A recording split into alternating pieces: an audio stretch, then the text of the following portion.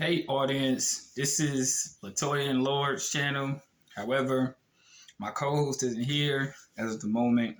She is out and about handling her business at work. So, with that being said, since I have the luxury of actually being able to work from home, I said, well, I'm going to go ahead and just do this video. I'll elaborate on it a little bit more when she's available, but I'm sure she's going to have some input on this video. So with that being said, I'm sorry she's not here at the moment, but she will be back in my next upload. Now, the reason why I want to talk about this afternoon in regards to this uploading as of this day is dealing with something that I think that a lot of people are not aware of. However, I'm here to make you conscientious about it because it could affect you in many types of ways. Now, since the content of this video is based on relationship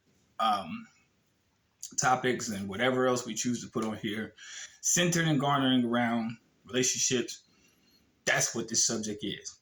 However, if you're watching this video, you don't like the topic, or you don't like what I have to say, please log the video off. Stop watching the content. If you unsubscribe, I don't care. There's millions of people in the world who are willing to have open ear to listen to what I have to say. If you don't like what I have to say, this goes for you. You in particular. Now, let's talk about something. Narcissists in society. I don't think that a lot of people really know what this is. So let me elaborate. By medical definition, not by a Google search, by medical definition, this is considered a mental health issue. By mental health standards, not by a Google search. It is literally a medical diagnosis. I think a lot of people on social media, they have heard people say the word, and they kind of get somewhat of a generalistic understanding on it, and that's fine because it's still like you leading you in the right direction. However, it is proven by the Mental Health Association that 18% of people in society are narcissistic people. Now, I'm going to use an allegory in this sense because I want to show you the characteristics and the traits in which narcissists do, which they will use in order to basically manipulate people and situations around them. Generally, most people would say that's being very judgmental, but no. If you read medical journals and you read up on medical research on this subject, you will see that licensed professionals have made these determinations. So this is not my judgment. This is not my bias. This is real. And we deal with these people on a day-to-day basis, whether we believe it or not. Now, you have two types of narcissists. You have the social, which is the regular average man or woman. Well, they're not regular in any sense, but you get what I'm saying. They're part of the social structure which you interact with. And then you have structural narcissists. These are your judges. These are your police officers. These are your high power attorneys. These are your CEOs of a corporation. I'm going to use a CEO of a corporation and a relationship that they have with one of their employees, so no one takes direct offense. However, the criteria of these explanations are still the same. Okay? One thing that you need to understand about a typical narcissist in this society, they lack empathy for anyone typically around them. They totally are devoid of feeling and emotion. What narcissists typically do is they have a false sense of sympathy. They want you to believe that they're sorry, but they're really not. They're just trying to see if they're going to win you over by manipulating this false sense of sympathy. Now, why is it false? Because narcissists typically do not have the ingrained emotional stance and standpoint within themselves to not act out of a particular character. In other words, what we define in society as normal, it's not normal to them. You know, typically most of them have to lie in order to get anything done because they can't just basically come from a natural sense of empathy to just tell the truth. Things that are so simple, they can't tell the truth for them. And that's their problem. So if they ever come to you Like say for instance, if you work a particular job, we're just going to call it ABC Corporation. And when you're in the beginning stages of the hiring process, they come around, this narcissistic boss. Just picture this for me. This narcissistic boss, who you do not know is a narcissist yet, will go through the interview process with you and will go through the hiring process and so forth and give you the job and say, we really need someone like you. What he's really saying to you is this corporation needs some sweat labor, but I'm just saying it in a nice way to get you to believe that the company is really appreciative of your talents, of your education, of your history, your employment history. That's not what he's saying. He's saying, I need your sweat equity in order to provide money for this corporation so I can keep my position of superiority. Don't let me down. That's really what he's saying. Narcissists have a tendency to speak in double speak. So be careful when they ever come with you with false sympathy. They do not mean what they say. It means something totally different. If indeed you stay on this job for, let's say, about a period of about 6 months, the people who had employment history know exactly 6 months the job does not turn out to usually be what it's normally supposed to be. It's always a downhill spiral. You're really not getting along with people, or you're getting along with people a little bit too much. All depends on how you view the world and how you view other people, how you view and respect other people that you work with. Now, if indeed this boss particularly says, okay, say for instance something goes wrong, and this boss, you are responsible for it going wrong. Not necessarily are you responsible for it, but in reality, it is that particular supervisor's job to make sure everything is running, not just pinpointing. And this is what narcissists do.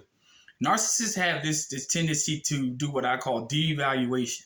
So when you 6 months before you got on this job full time, and you did work this job and everything was going good, 6 months in, the first time you make a mistake, this is what a narcissist will do. Oh, you're not good at this. You're not as good as I thought you were. You're always late.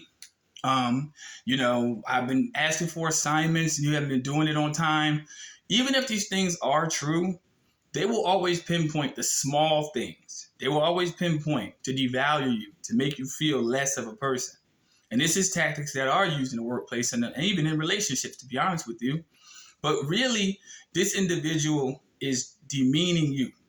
It's basically bringing you down in front of a meeting between all your coworkers and making you look like you're nobody. Narcissists do this.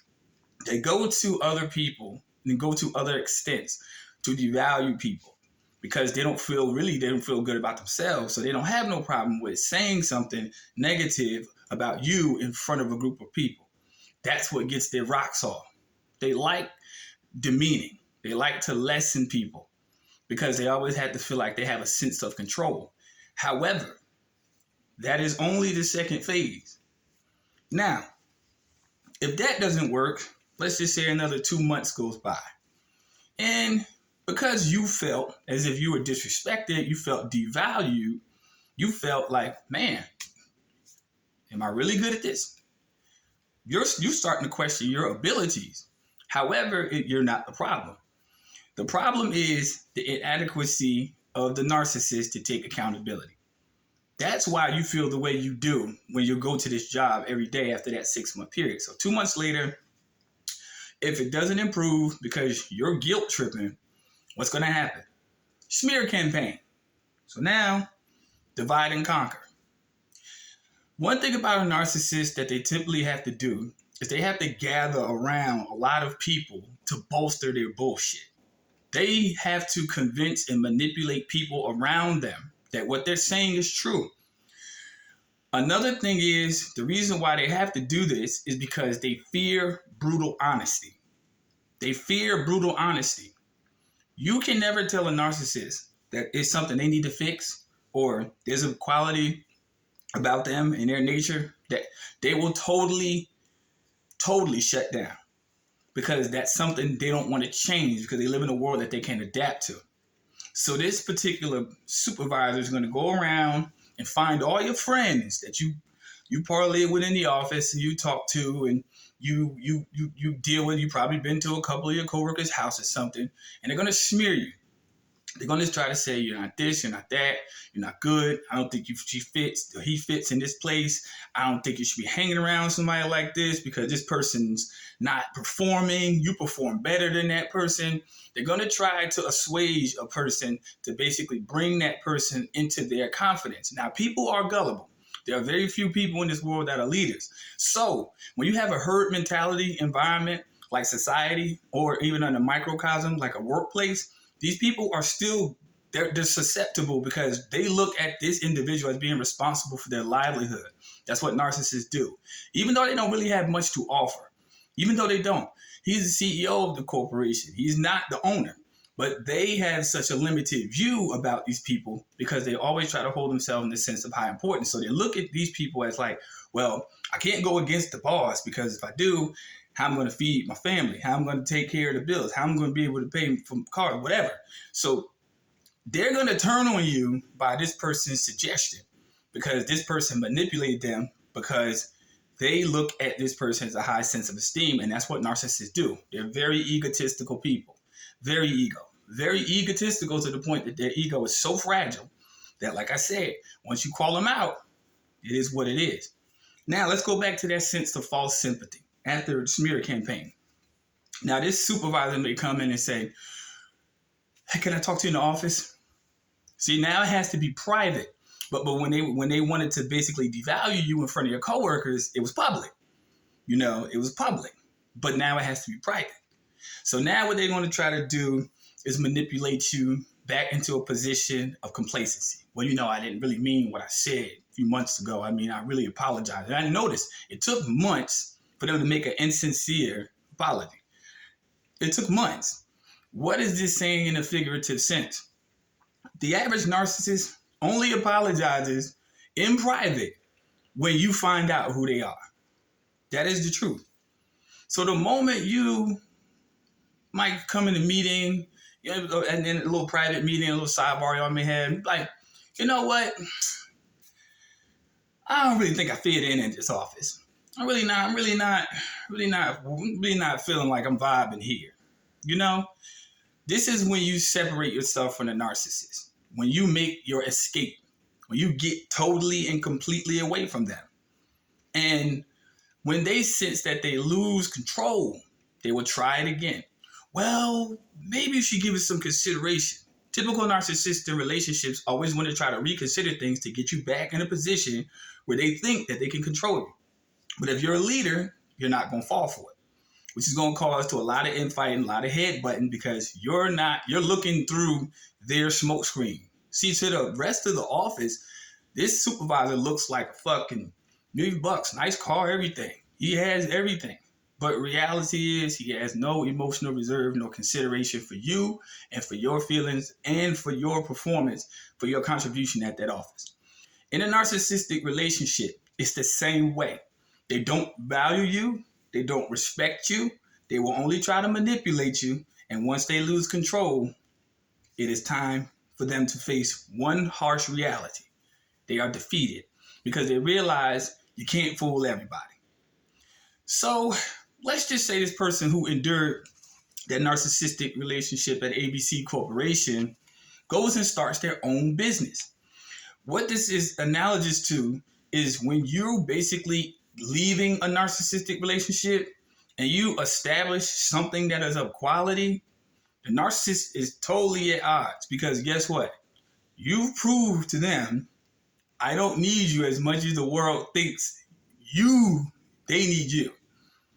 And when narcissists lose control, they will always resort back to either injurious habits, depression, whatever, because they realize that they spent all that time and energy to work their way up to CEO of ABC Corporation to manipulate people for their benefit, and you just happen to get away. This is what happens to us in the course of our life when we deal with narcissistic people. This is the truth. Now, it's a truth a lot of people don't want to hear because certain people are narcissistic. So the one thing you don't do is try to even argue with them about correcting. Make your escape plan. Do what that employee did at ABC Corporation and get out of that relationship. Get out of that job. Get out of that. Once you separate You terminate any type of obligation. Straight. You terminate any type of obligation under any condition, and you go start that business, and you run your business with empathy, genuine concern, and care for employees that you wish to hire in your corporation. Stop hanging around them narcissists. They are some of the worst people on the face of this earth. And I'm telling you right now, if you ever get caught in one relationship with them, I'm telling you, it will be hell to get out. Your object is to always keep a plan to get away from them. And don't feed that narcissistic, what I call survival food. Getting into arguments with them, going back and forth, always trying to get even. If you're an empath, you're not trying to get even. You're just trying to get away. I don't want to get even. I do not want to get even under no conditions, because I can't match your energy, because my energy is not where your energy is at. So I'm going to go do what this person did, quit that job, sever the ties, go start my corporation, and become prosperous without narcissistic energy. If it's your first time viewing this channel, hit the subscribe button. Plenty more videos will come out like this. And if, like I said, if people don't like what I have to say, you don't have to be negative in the comment section. Just stop watching my content. Stop watching the content. Hell, you can start your own channel. Do what you want. Life is all about creativity, whether negative or positive. It doesn't matter. You can still create. It's just the truth. So, with that being said, audience, y'all stay tuned. More info will come. And next time I upload, I have my sidekick with me. Stay tuned.